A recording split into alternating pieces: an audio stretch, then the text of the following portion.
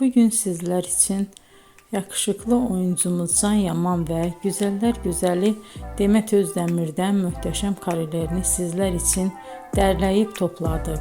Can Yaman İnadına Aşk, Bay Yanlış, Dolunay, Erkenci Kuş dizi gibi dizilerde rol almış arkadaşlar ve herkes tarafından çok beğenilmişti. Biz de sizler için onların romantik karelerini derleyip topladık.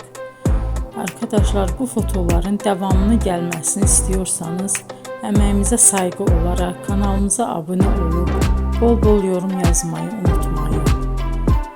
Arkadaşlar, bizi izleyen herkese teşekkür ederim. Bizden bu kadar.